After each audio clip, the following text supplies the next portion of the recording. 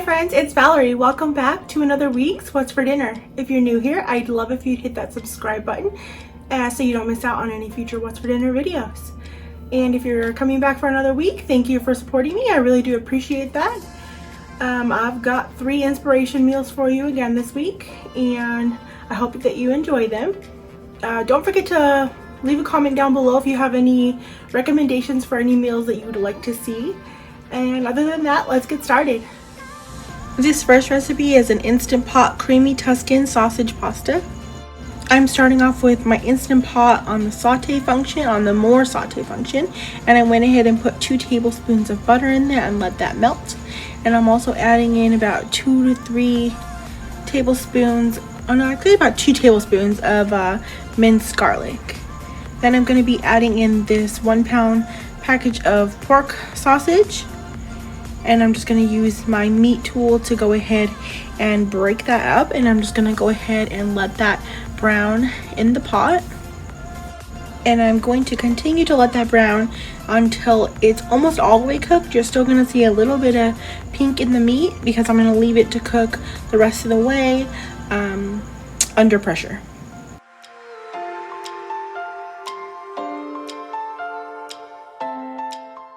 Next, I'm going to be adding in 4 cups of chicken broth, and I'm just using the chicken better than bouillon. So I mixed my 4 teaspoons just right in there into my 2-cup measuring cup, and the additional part I'm just going to add is going to be 2 more cups of just water. It will still equal out to 4 cups of chicken broth.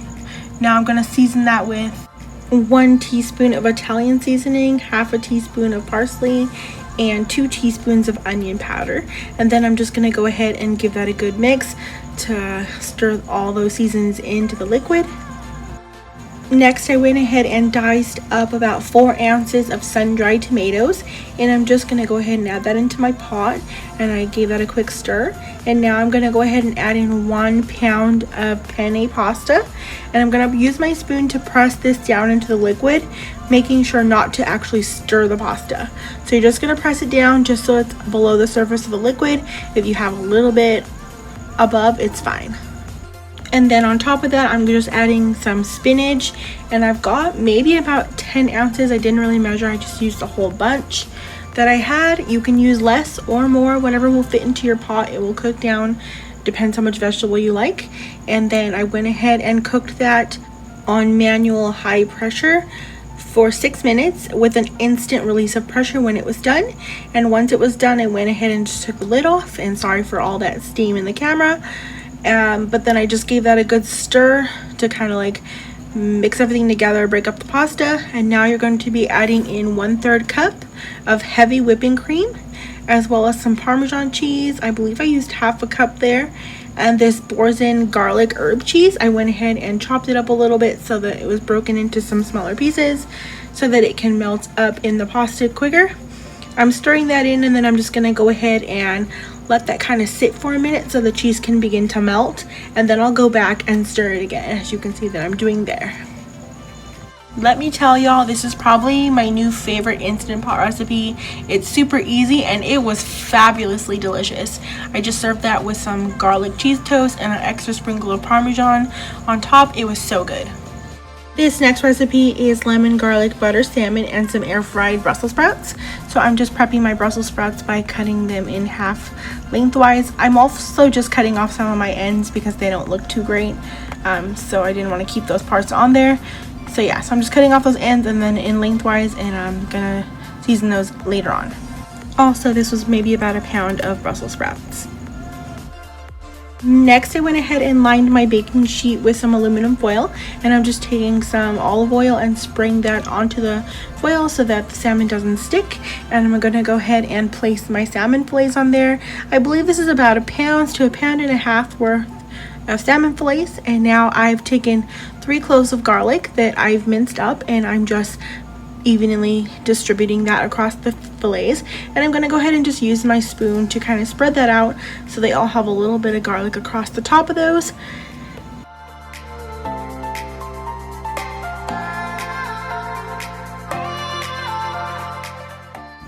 Next, I am just juicing half of a large lemon here, And then I'm going to take that lemon juice and I'm just going to go ahead and pour it evenly over all of my salmon fillets.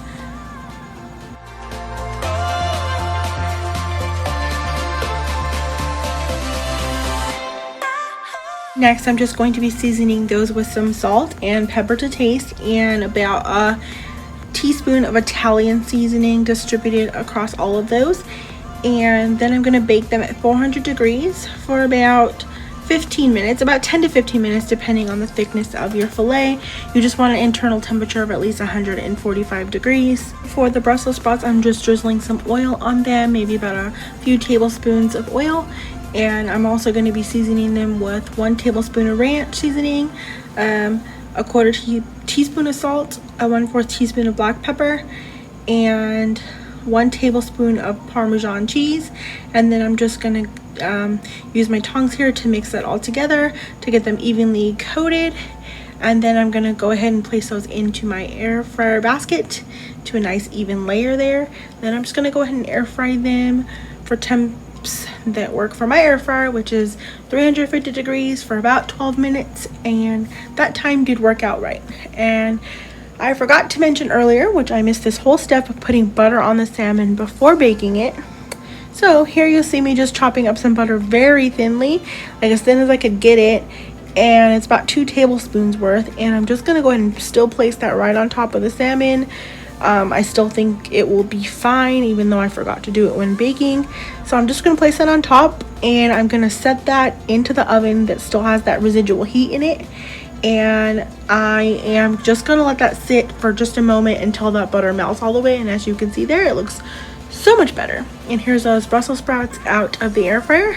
And here was that meal, and I served that with some brown rice, and it was very delicious. So we love salmon, so that's always a hit for us. This next meal is chicken fried rice. I'm starting off with a large skillet for medium-high heat.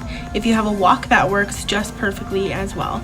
But I don't, so I'm just using this large skillet with 2 tablespoons of canola oil as well as 2 tablespoons of sesame oil, and I'm just going to let that heat up while I work on my chicken. And I've got a large chicken breast here, which is a little over a pound's worth, and I'm just going to cut that up here, starting into some strips and then into some smaller bite-sized pieces. I like smaller pieces. You can make them whatever size you would like. In fact, I even wanted them smaller when cooking, which you'll see later that I kind of break it up.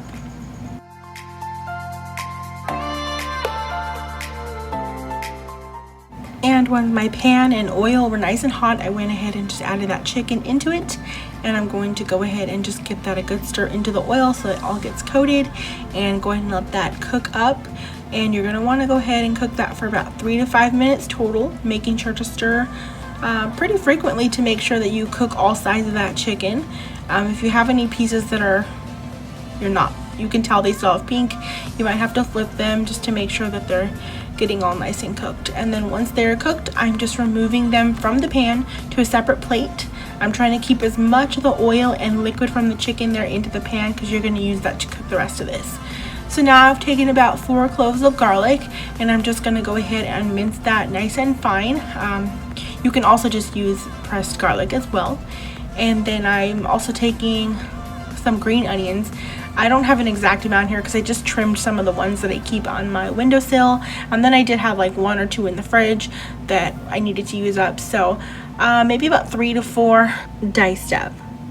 Now I'm just adding that green onion and garlic to the pan that we cooked the chicken in, and I'm also adding some ginger. I just have this squeezed ginger, and I actually don't have very much left, but you will want to use maybe a couple tablespoons worth, 1 at the minimum.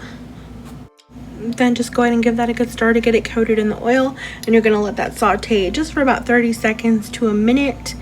And then I'm going to add in some frozen vegetables. I have maybe a little over a cup's worth of these frozen peas and carrots. And I also did have some leftover corn that I just had in my refrigerator, so I decided to use that up, and that just shows that you can use whatever vegetables you have on hand. Technically for this, I do prefer peas, carrots, and corn, so that's why I've got that there. And then you're just going to go ahead and let that begin to cook down for maybe about 3 to 4 minutes. Next, I am adding in 4 cups of day-old cold rice, and having cold rice is the important part here. You want it to create that texture that fried rice will give you and not mushy rice. So just go ahead and add your rice in. I'm adding 4 cups here, but I did decide to add a little extra more because I did have some more left over, and I figured why waste that little bit more. So I had about 3/4, maybe even half to 3/4 of a cup that I added to that. And then just go ahead and let that begin to fry up, and then you're going to go ahead and add in 4 tablespoons of soy sauce to that, and you can use 3 or even less if you don't like a lot, but 4 seemed to be a perfect amount for the rice that I made here. And I just went ahead and stirred that all together to get the soy sauce all mixed evenly, and I let that fry up for about 3 to 4 more minutes. And then once it was all fried up nice, I went ahead and made a well, as you can see there, pushing the rice to the sides, and a little extra oil in the middle. And I'm just adding in my 3 eggs, and you can scramble them in a bowl, or you can just put them right there in the well and use your spatula or spoon to go ahead and break those up and just mix it all in so you don't have to dirty another dish. I'm just showing you both ways there a little bit. And as those eggs start to set up, you're just going to go ahead and continue to stir them, and that will start to create those broken up pieces of egg that you will mix into your rice. That just takes about 1 minute to 2 minutes to happen, and then when they're all set up, you just go ahead and mix them right into that rice. And then I'm just going to be adding my chicken back into there, and just go ahead and give that a good stir, and I'll let that cook up for just another 1 to 2 minutes, just until the chicken heats back up, and then it's ready to be served. And this was super good.